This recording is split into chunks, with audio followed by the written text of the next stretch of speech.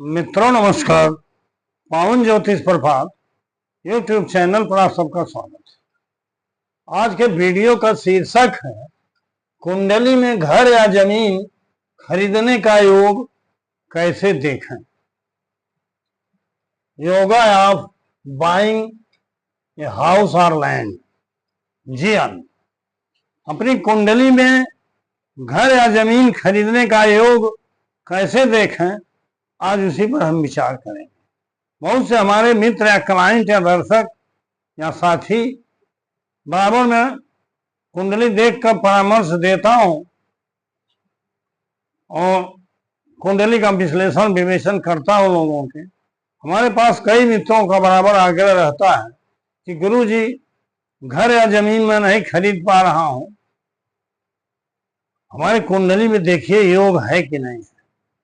तो आज ये बड़े महत्वपूर्ण विषय पर ये वीडियो का शीर्षक है। इसको आज इसे अंत तक पूरा देखिए, तभी आपको सही समझ में आएगा, तभी वीडियो का सही लाभ आपको मिलेगा। मित्रों, योगा एक चांस है, ये घटना है जीवन की, और ये कुंडली में जब रहता है तभी वो फल घटित होता है।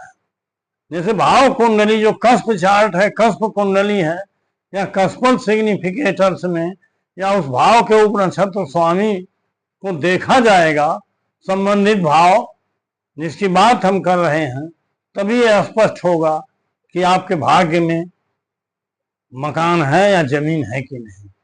अगर भाग्य में जमीन और मकान का योग है, चांस है, तभी जमीन या मकान आप खरीद पाएंगे। नहीं कितनी भी तैयारी करेंगे और किसी न किसी कारणवश वो कट जाएगा।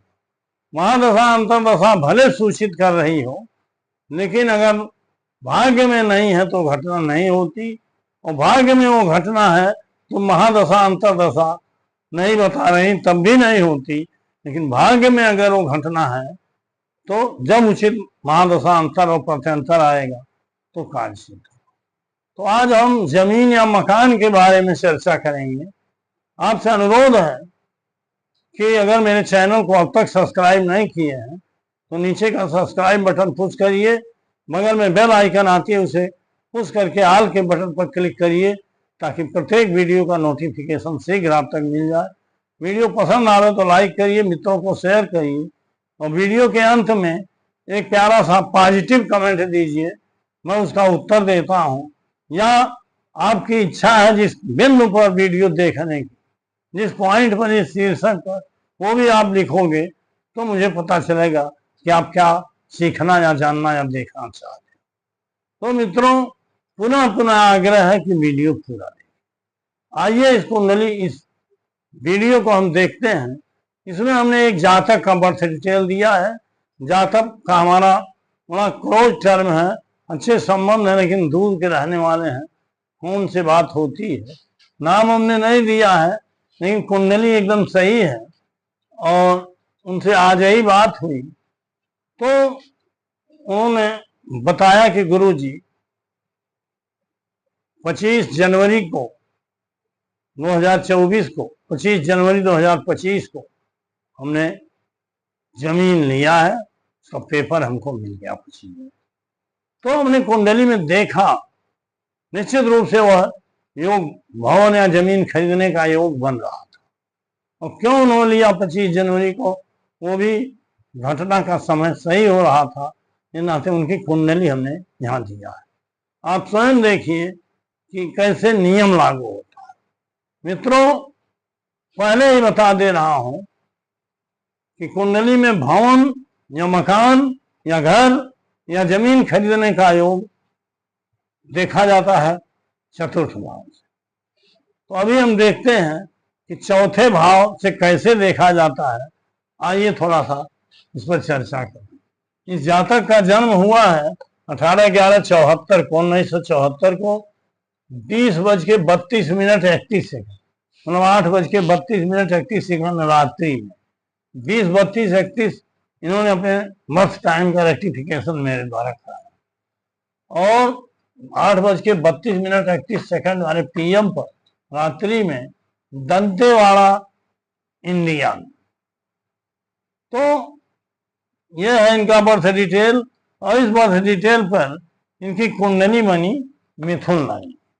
इसमें आप देख लीजिए ये लग्न कुंडली है, ग्रह इधर उधर है, लेकिन कस्प कुंडली में राशियां तो सेम है, लेकिन ग्रह बदल गए। यहाँ देखिए 3 ग्रह है, लेकिन यहाँ 5 आ गए। और इस तरह से बृहस्पति यही है, बृहस्पति यही है। केतु यहाँ देखिए 12वें है, लेकिन कस्प कुंडली में 11वें आ गया है। शनि लग्न में ही है, और यहाँ सूर्य शुक्र और राहु 6वें था, लेकिन 5वें में आ गया है। बुध और मंगल 5वें में थे, सूर्य शुक्र बुध शुक्र और राहु ये भी 5वें में आ गए हैं। इस तरह से आप देख लीजिए कि सूर्य बुध मंगल शुक्र राहु 5वें में, शनि लग्न में, और केतु 11वें में, बृहस्पति 9वें में, चंद्रमा 7। ये कस्प कुंडली है। यहाँ यह भी लिखा दें, बता रहे हैं कि जो भी फल कहा जाता है कस्प कुंडली। अब कस्प कुंडली और लग्न कुंडली से दृष्टि देखी जाती है, उसको भी सिग्निफिकेटर में जोड़ा जाता है। ये बार बार हमने बताया है, अभी उसकी जरूरत पड़ेगी बता रहा हूं। इस जातक को देखना है भूम। अब देखिए अंतर थोड़ा सा है। शिक्षा, भूम, भवन, वाहन, वाहन भी चौथे स्थान से देखा जाता है, और नीचे वगैरह भी कोई चीज आप संपत्ति खरीदोगे चौथे स्थान से देखा जाता है। लेकिन थोड़ा उसमें ग्रहों को भी, जैसे भूम माने घर या जमीन, घर या जमीन सब, मतलब घर या कोई प्लाट अगर आप खरीदोगे तो चौथा स्थान आएगा। चौथे स्थान का उप नक्षत्र स्वामी, चौथे का सब स्टार लॉर्ड, अगर 4, 11, 12 अर्थात 4, 11 और 12 3 स्थानों को बता रहा है, या 3 में से कोई भी स्थान 4, 11, 12 बता रहा है, तो ऐसा योग बनता है। ऐसा योग वाहन खरीदने में भी यही होता है, या कोई संपत्ति फर्नीचर वगैरह आप जो भी खरीदो 4, 11, 12।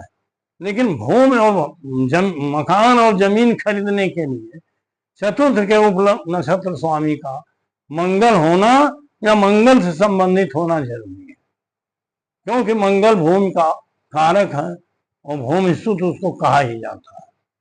तो मंगल स्वयं हो या मंगल से संबंधित हो, चौथे भाव का उप नक्षत्र स्वामी।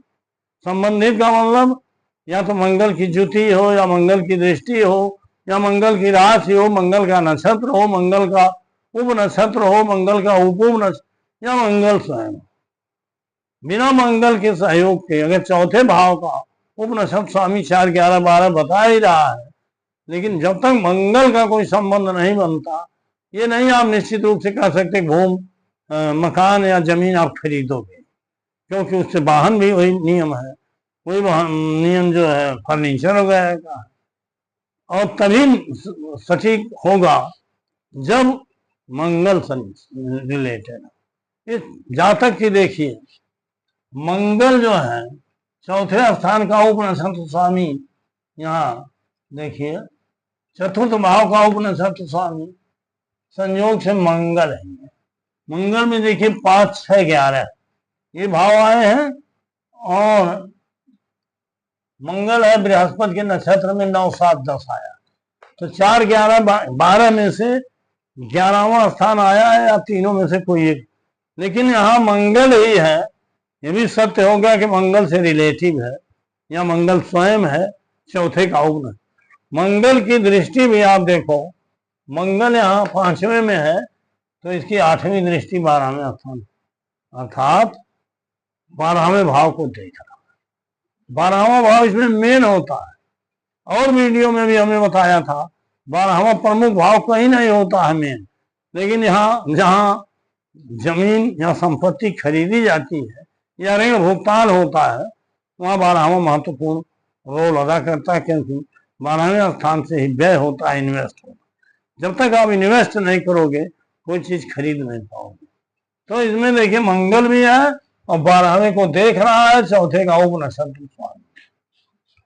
ये तो क्लियर हो गया कि ये जातक घर या जमीन खरीदेगा अपने जीवन में, लेकिन कब खरीदेगा तो वो नहीं देखना है, क्योंकि इसने 25 जनवरी को खरीद ही लिया है। हम देखते हैं कि 25 जनवरी को जो दशा अंतरदशा या प्रथांतर चल रहा था, उसमें क्या 4, 11, 12 में से कोई संजोग बन रहा है। देखिए 4, 11, 12 तीनों हो तो दी बेस्ट, लेकिन 4, 11, 12 में से 12वां मेन है, चौथा और 11वें में से भी कोई आया हो, कम से कम 2 तो आए हो, तीनों आए हो तो।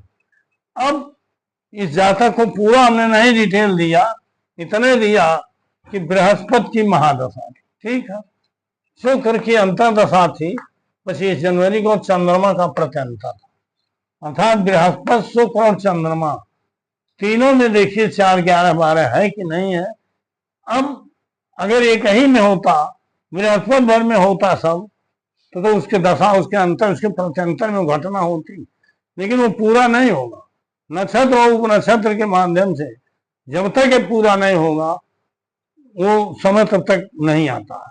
यहाँ देखिए बृहस्पति को हमने दिया, शुक्र को दिया चंद्रमा, क्योंकि बृहस्पति महादशानाथ, शुक्र अंतरदशानाथ, चंद्रमा प्रत्यंतर। बृहस्पति में आप देखिए 9, 7, 10, 9, 7, 10 में से 4, 11, 12 नहीं है। राहु के नक्षत्र में, राहु में देखो 5, 6, 6, 11, राहु में 11 है, और इसका उप नक्षत्र स्वामी केतु है, देखिए 5, 5, 12 इसमें, अर्थात 12 और 11 आ गया, भले 4 नहीं आया। इसका मतलब बृहस्पति की महादशा में जमीन खरीदा जाएगा, क्योंकि चौथे का उप नक्षत्र स्वामी बता रहा। अब अंतरदशा किसकी थी? शुक्र की।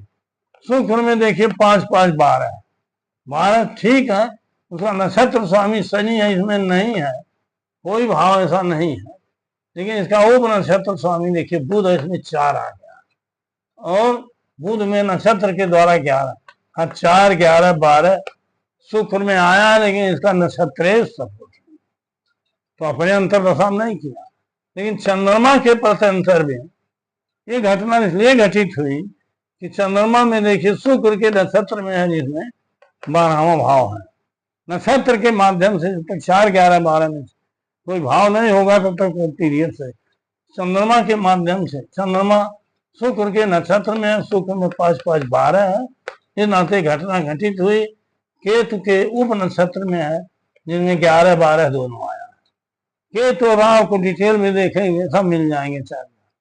तो इस तरह से घटना कब घटित होगी? जब तक नक्षत्र और उपनक्षत्र का सपोर्ट नहीं होगा तब तक उस पीरियड में घटना घटित नहीं। महादशा भले वही हो, लेकिन नक्षत्र नहीं सपोर्ट कर रहा, तो अंतरदशा को ढूंढिए। वो अंतरदशा भले सही है, लेकिन उसमें भी नक्षत्र और उपनक्षत्र सपोर्ट नहीं, तो उस प्रत्यंतर को ढूंढिए जिसमें सपोर्ट कर रहा है। यहाँ देखिए चंद्रमा 12वें को 12वां आया हुआ है, और उसका सब लाभ 11, 12 को बता रहा है। ये नाते 25 जनवरी को उस व्यक्ति ने जमीन खरीदा। तो इस तरह से आप किस मूर्ति पद्धति या केपी ज्योतिष के रहस्य और सत्यता को स्वयं जान जाओगे कि कितना सटीक है, कितना सही इसका नियम और रिजल्ट होता है। इसलिए मित्रों, आपसे बार बार अनुरोध है कि इसके नियमों को सीख करके, जान करके आप भी कुंडली देखना, फल कथन करना शुरू कर दें, तो धीरे धीरे आप भी एक योग्य और कुशल ज्योतिषी हो जाओगे। निश्चित रूप से उसके लिए केपी सिस्टम ही उपयोगी है। आपको कहीं भी जरूरत पड़े तो मेरा दिया हुआ है, मैंने अपना व्हाट्सएप और फोन नंबर सब, आप मुझसे भी संपर्क करके जानकारी या परामर्श ले सकते हैं। वीडियो लंबी न हो, ये नाते आज का शीर्षक यहीं समाप्त करते हैं। पुनः मिलेंगे 2 दिन बाद। बहुत बहुत धन्यवाद, हार्दिक शुभकामनाएं।